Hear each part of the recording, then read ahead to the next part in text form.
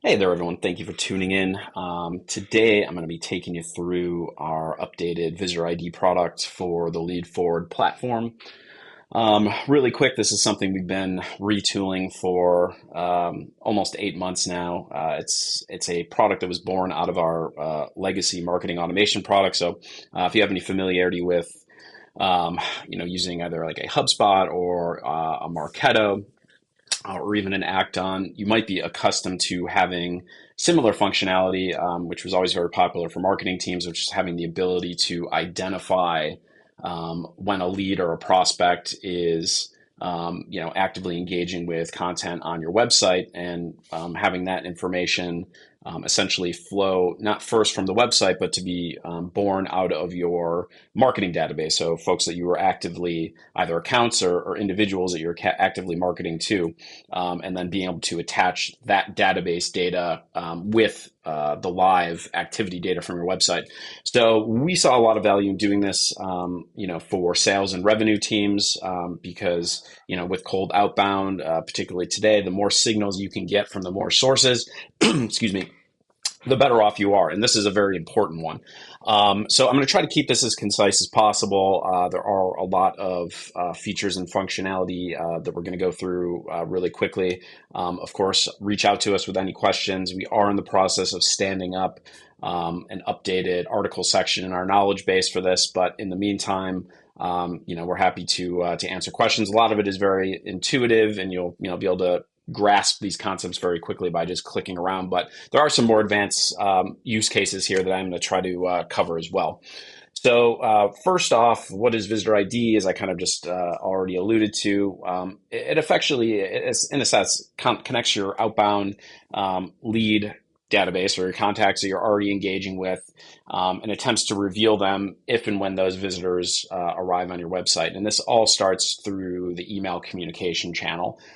So when someone engages with an email message that you send them, either through a sequence or an automated workflow, or even replying to a response that you get through our unified inbox, we'll be able to tag and identify folks if and when they take actions through those emails in the form of clicks. So the big benefit obviously is, we're aggregating not third party data, but this is first party data because you're collecting it. And the whole goal is to push triggers and intent signals to you for leads and accounts that you're already trying to actively engage.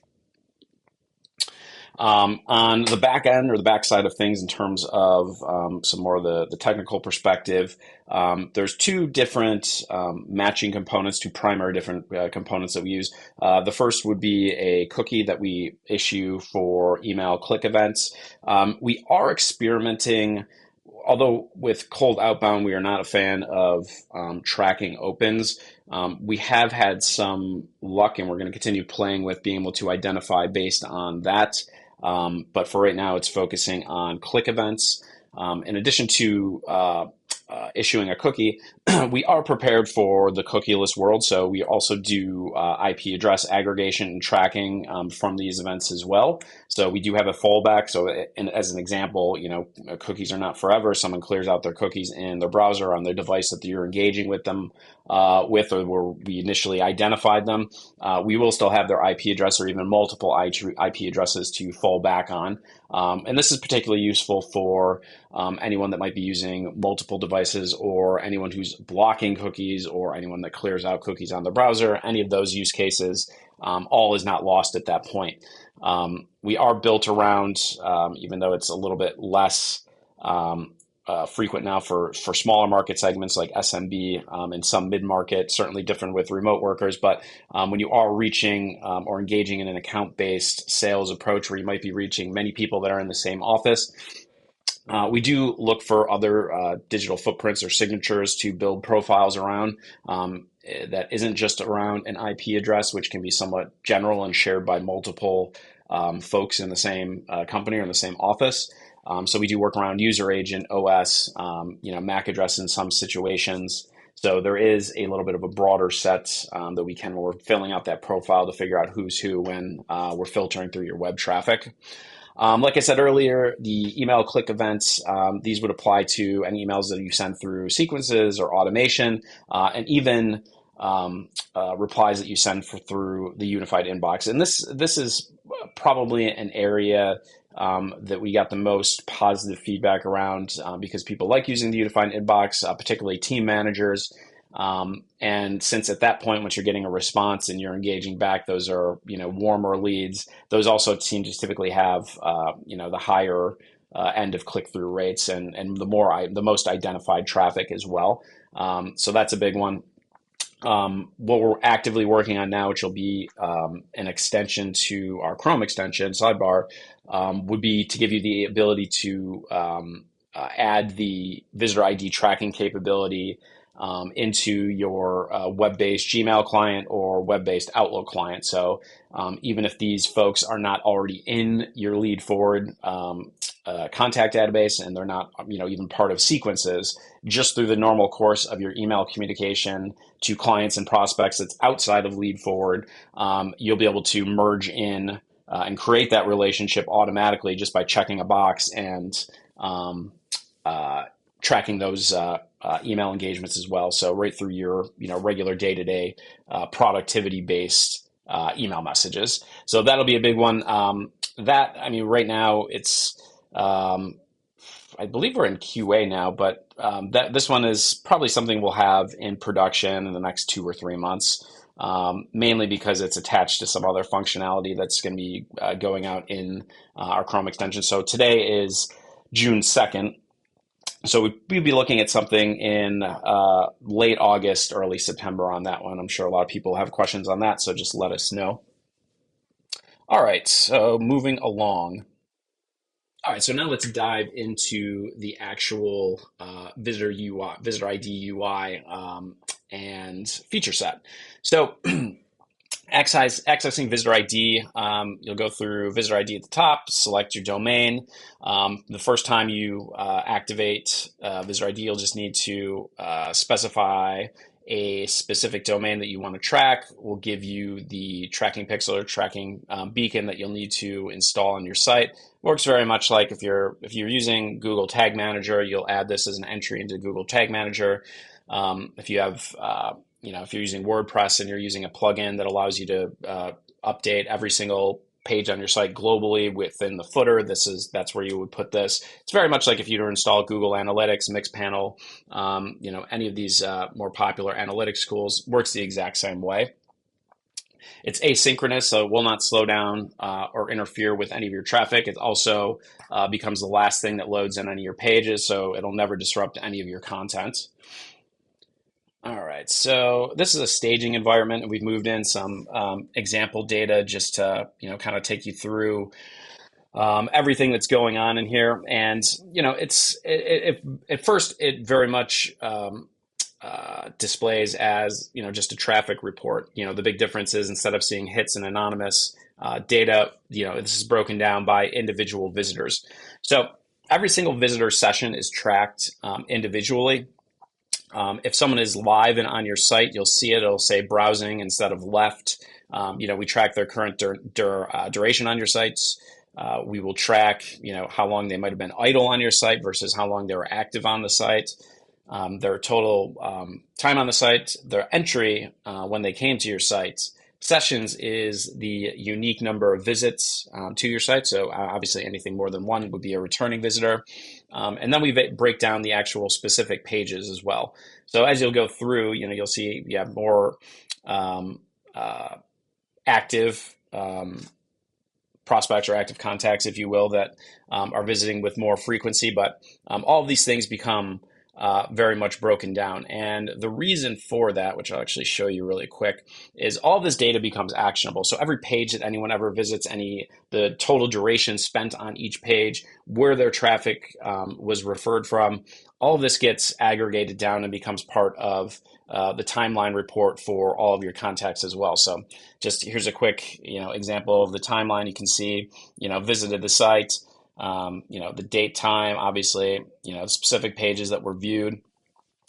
In this case, here's a 3-page view, and it'll show like the entire journey, of the site from entry to exit. So, refer, if we tracked any keywords, so if it was like an organic search, all that will come up here. And I'll show you in a moment how you can action that. So obviously it's good for, a human to be able to see, what the overall timeline or journey was for any lead that you're working on. But this can also be leveraged for automation as well. We do, as I said, we do break down your anonymous visitors. So these are just, folks that are on the site that we haven't been able to identify. And an important key point with anonymous visitors. So when we, so one of the big reasons that tracking the IP is so useful is, someone may visit your site before they ever go back and maybe click through a link on your email, or maybe they click through on a future email that they get from a sequence, but we'll have their visit history going back. So once we do identify them, even if we identify them on, visit number 6 on email number 7 in your sequence, then we'll go back and all of that previous activity will be retroactively assigned to their profile and also then become actionable as well. And when I say actionable, what I mean is the visit history for any of your contacts can be used then for lead scoring if you have a Lead Forward Pro account. And it can also trigger automated workflows as well. And that's what I'm going to show you in a minute. But this is the general UI. This is all in real time. There's no delays.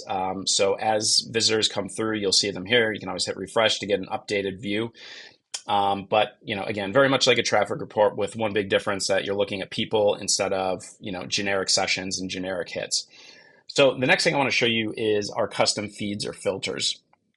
And these become, particularly important because, there's going to be certain criteria or certain traffic patterns and visitor profiles that are going to be more relevant to your business or organization versus another. So, for example, if you wanted to see a breakdown of all of your, visitors or identified visitors that visited, your pricing page or some other key, page in your website, or a specific service page, so you can custom tailor outreach around service. Or if it's pricing, maybe at that point, it gets sent to, a sales rep to look at more, to potentially reach out, or maybe it's just a different string of content that you start delivering based on that visit history. These feeds make that very easy to action. So like if you do pricing, click add, you could save it as, a custom feed, pricing views.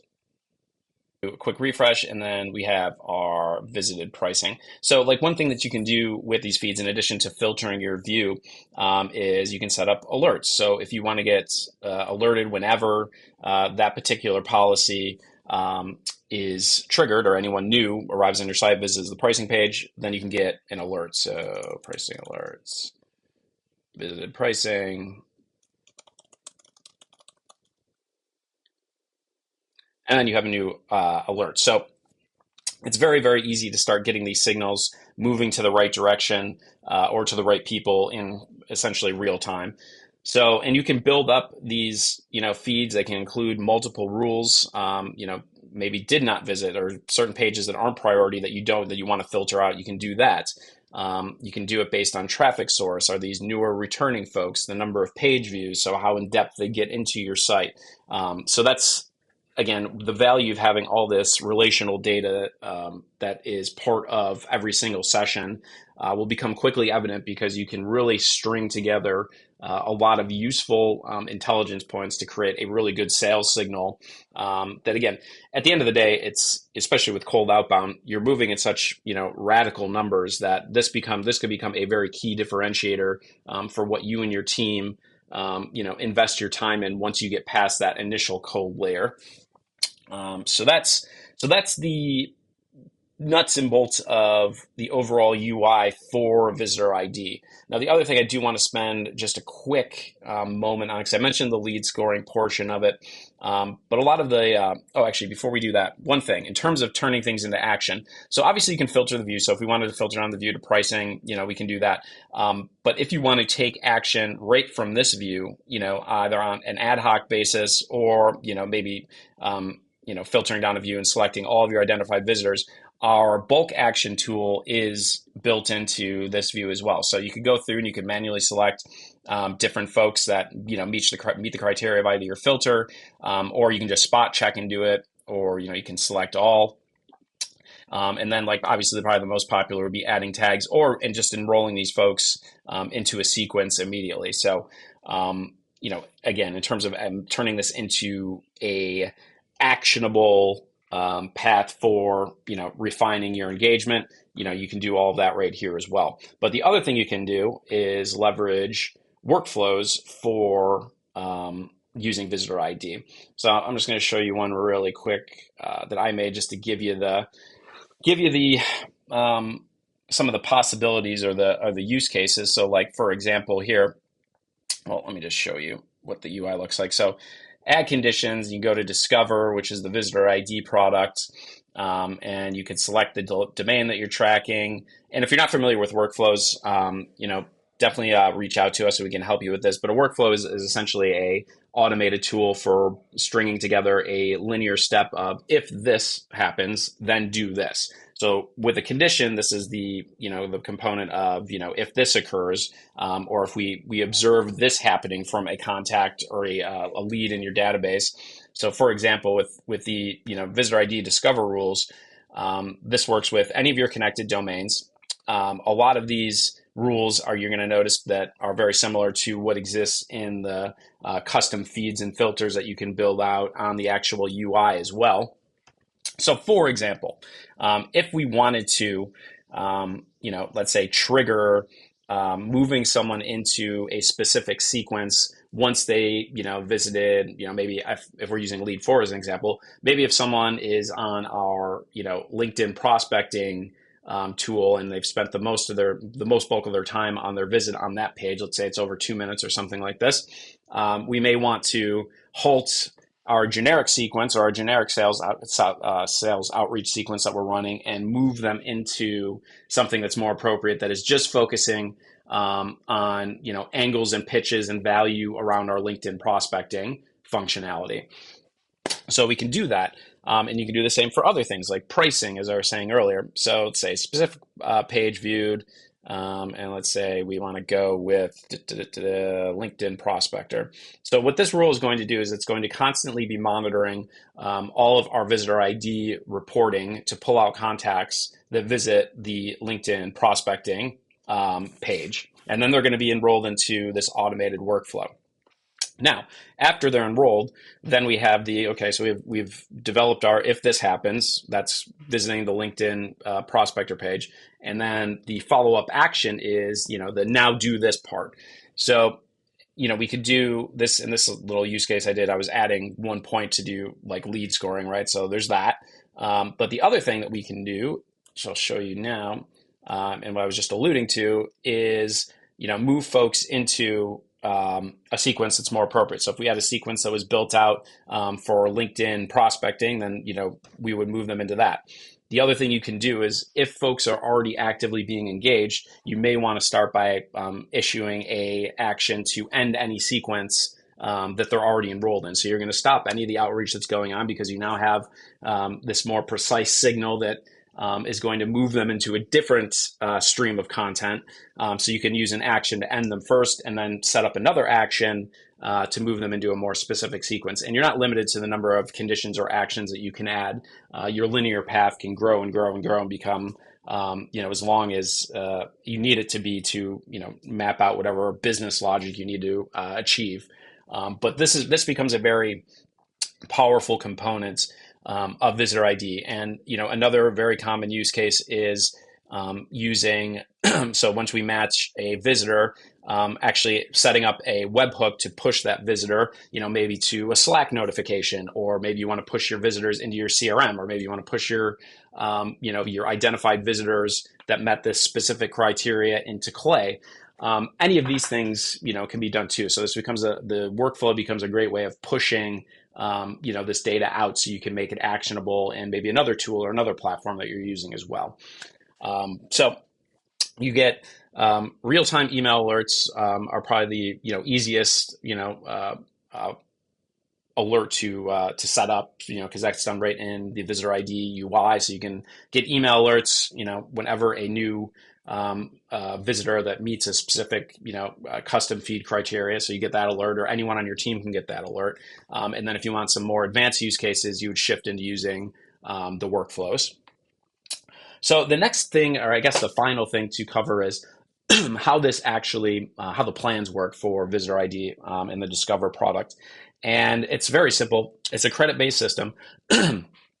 So for every identified visitor we find on your site, and that's not an anonymous visitor, it's only for identified visitors, it'll cost you 1 credit.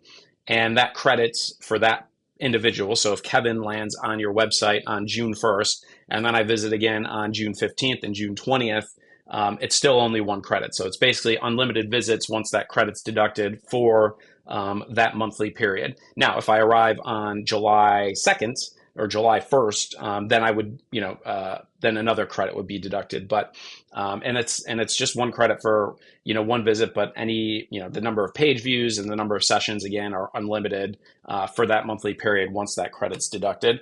So from a affordability perspective, you're not paying for basically anything that's not valuable. So it's very much performance based, and there's no charge for anything that's anonymous. Trying to think, looking at my list, I think we've covered all the baselines of this. Trying to stay out of the weeds as best as possible. But like I said, we are standing up an updated knowledge base for this. But in the meantime, especially as you get into implementation, please, please, please reach out. We're happy to help and answer questions. And frankly, it'll be better for us because it'll make the knowledge base better once we see, where like sort of the movement is on questions and needs around Visitor ID. So thank you for taking the time to watch this. We're really excited to get this out there. And, again, given the challenges around cold outbound these days, any additional signals and triggers that you can get, especially first party, which is going to be the most valuable data. It's yours. It's no one else's. It's a great add-on. So as I said, thank you, and reach out to us at any time. And we'll be looking forward to hearing from you.